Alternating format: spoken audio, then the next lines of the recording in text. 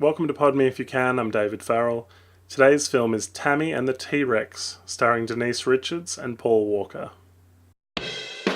Pod Me If You Can, movie reviews. Tammy and the T-Rex takes place in a high school world with midriff tops.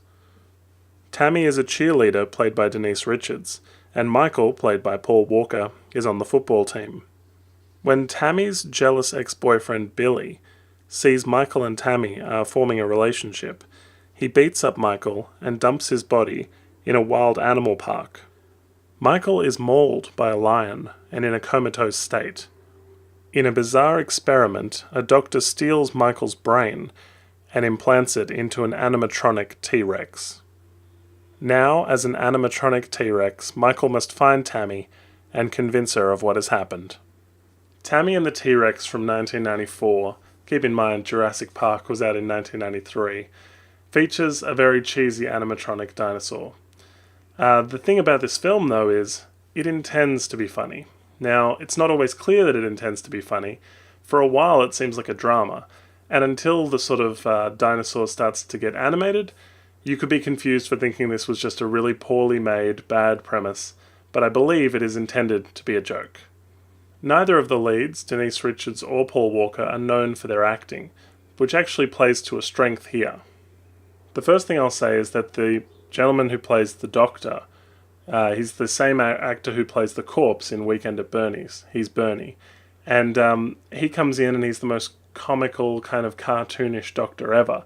He has this wacky plan to put someone's consciousness into an animatronic T-Rex, but it is never really clear why, which makes it really funny. I think most of the funny stuff in this movie is the unintentionally funny stuff, I should say. So this T-Rex is animatronic, and he keeps saying you'll have immortality if he puts his brain into it, which he does. He puts Michael, Paul Walker's brain, into the T-Rex. And then it's done, and he says the investors will be very happy, because I don't know why people have invested in this. Nothing is very clear. It just seems like a very crazy plan. The first clue that this is a big joke is the fight scene between Billy and Michael. Both of them are fighting in this WWE wrestling way. They're doing elbow drops, headlocks, and then the fight ends when the two of them grab each other's dicks. And for a long time they're grabbing and won't let go of each other's dicks, to the point where you're thinking, where is this going? When is this scene going to end? It's the first really sort of laugh out loud moment because one of them is wearing a cup. Another running gag is that when they steal Michael's body for his brain, he keeps waking up from his coma and they keep having to punch him in the face to knock him out. Also, after his lion mauling, he is remarkably unscathed. And following his death, Tammy is sad, but she's not too sad to party. So she's at a party scene when Billy comes up to her and she says, "Billy, I don't want to see you again, ever." And then she starts to walk away. And then she turns around and immediately looks at him, which contradicts what she's just said. So I think these unintentionally funny moments really make it very funny. You really must suspend all belief when watching Tammy and the T-Rex, and it's on YouTube, so you can check it out right after watching this. The best thing I will say, the absolute funniest thing, is watching this animatronic dinosaur move. T-Rexes are famous for having very small arms at their front, and they're used to great effect here. He's able to make calls on a payphone. He's able to pick up a mirror and look at himself, which is just the funniest moment, watching a T-Rex realize he's a T-Rex, or Michael realize he's in a T-Rex body. The T-Rex plays charades to indicate that he is Michael, and she picks up on it, which is great. And he mostly crashes parties and stomps on his enemies and, generally causes mayhem in this small town. There's a cameo from Pedro from Napoleon Dynamite. He plays a pizza guy in one scene. I think where this film fails is that there's too many dramatic scenes. It's not like Scary Movie, for example, where every scene is trying to be funny, or the gags keep coming, whether they're funny or not.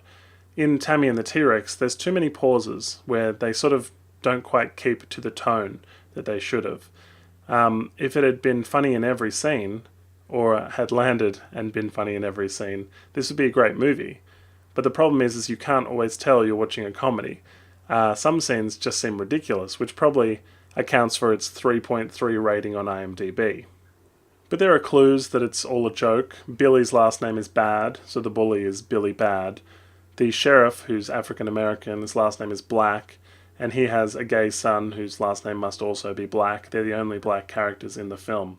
It's also kind of homophobic too, because these two inept cops, they say things when the gay guy's around, like, if you drop anything, don't bend over to pick it up. Well, I'm sure there's a cult audience for Tammy and the T-Rex. It did come out the year after Jurassic Park, so the animatronic dinosaur here looks awful by comparison, and maybe intentionally so. Maybe it was meant to look really terrible, but if you're watching this for Paul Walker, there's only 25 to 30 minutes of him. Denise is in the entire film, and as I said, it's almost laugh out loud funny the whole time. There's just not enough of it, and too many scenes that are dramatic, and some bad acting from the man who plays Tammy's dad, and even bad for this movie. Quite poor, unfortunately, but that's the standouts, and you can find Tammy and the T-Rex on YouTube. Thanks for watching. If you like what you see, please hit the subscribe button. Like us on Facebook and follow us on Twitter. Check out our podcast at www.podmeifyoucan.com.